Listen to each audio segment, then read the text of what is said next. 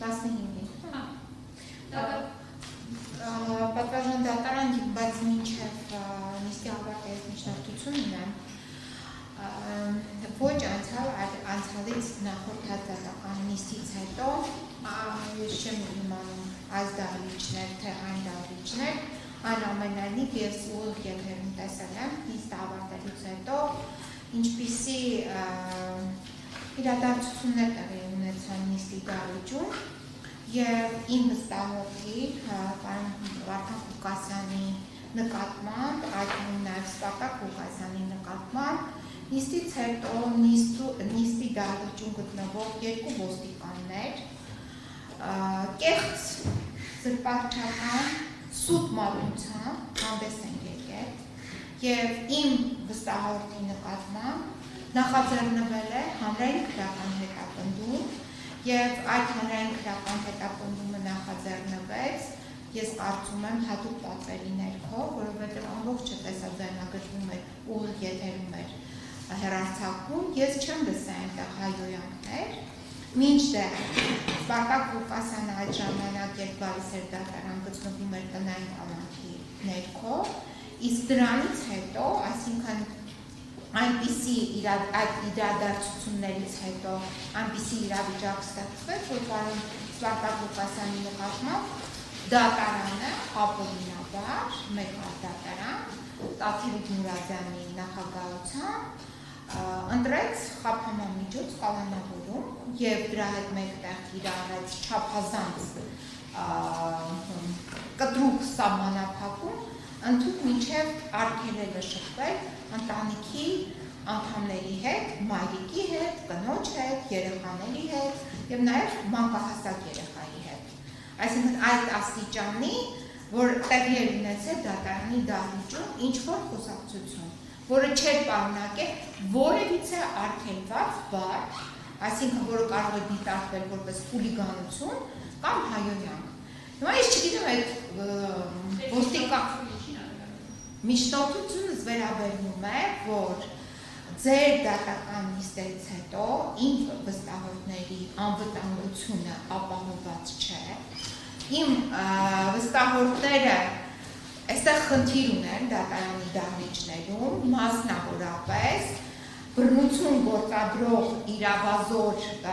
որը իհարկե նաև պետք է լինի իրավաչափ և չափավոր, ոստիկանների կողմից։ Հիմա մենք դիտարկում ենք, որ դատարանի դահլիճում տեղի է ունեցել բռնություն, մասնավորապես իմ պաշտպանյալի և իմ վստահողների նկատմամբ, դա եղել է դիտավորյալ, դա եղել է սուտ մատնությամբ, այստեղ գտնվող ոստիկանների կողմից, ովքեր են եղել, ես չգիտեմ։ Իրենց պատվեր անուններով մենք գիտենք, բայց իրենց դեմքով ես չեմ ճանաչում այդ ոստիկաններին, մինչ այս պահը R30 չի կատարվել, բայց այսպես ասենք, ցավոտ և զգայուն հետևանքը դա այն է, որ լրացուցիչ պարոն Ղուկասյանին ցանկացան ճշում գործադրել և Սպարտակ Ղուկասյանին տան միակ, այսինքն այդ պահին տանը գտնվող տղամարդուն կտրել ընտանիքից։ Իդեպ ասեմ, երևի դուք գիտեք, որ և Սպարտակ Ղուկասյանը և պարոն Վարդան Ղուկասյանը դա մեծ ընտանիք է, ապրում են մի տան մեջ և այդ ընտանիքից զրկել են երկու տղամարդուն։ Դուք կալանքով չեք զրկել, բայց երկու այլ դատավորներ, որոնցից մեկը Տաթևիկ Մուրադյանը, երկրորդը Վարդգես Սարգսյանը,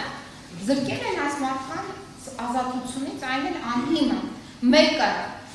Հայաստանի Հանրապետության երկրորդ քաղաքի քաղաքապետն է,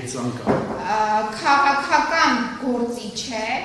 և քաղաքական ենթատեքստը նրան զրկելու ազատությունից հրապարակվել է գործադիր իշխանության առաջին դեմքի կողմից հոկտեմբերի 1-ին և անվտանգությանը, այսինքն մենք ունենք մտավախություն։ Կարող մի քիչ հետո էլ նույն ցուցում կտա։ Մի քիչ հետո էլ Չեմ կարող սիրտս պայթվում է ոնց։ Պատվարժան դատարան մի քիչ հետո էլ այդ սուտ մատնիչները, որոնք գործում են պատվերի ներքո, սուտ մատնիչները կարող են մեկ այլ սուբմատնությամբ հանդես գան հենց այս դատարանի դահլիճում, ինչ-որ մի խոսակցության հետ կապված կամ առանց խոսակցությունների, նույնիսկ եթե իմ վստահորդը օրինակ փրշտա կարող է ինչ-որ դա դիտարկել մի այլ կերպ, սուբմատնությամբ, եւ այդ սուբմատնությունը վաղը իրենց համար դառնա ևս լրացուցիչ մի հիմք նրանց պահելու կաղանքի տակ։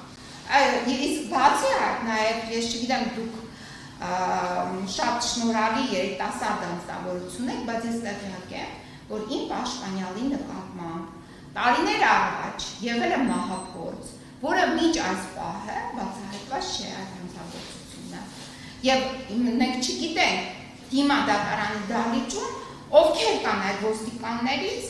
որոնք կարող են նման նաև ոտնձգություն կատարել։ Իմ միջնորդությունը վերաբերելի է իմ պաշտպանյալների անվտանգությանը եւ մենք դատարանից հայցում ենք ապահովել անվտանգությունը, որպեսզի զերծ մնան զրպարտիչներից, սուբմատնիչներից եւ հավելյալ իմ պաշտպանյալների նկատմամբ լրացուցիչ զրկանքներ չկրեն։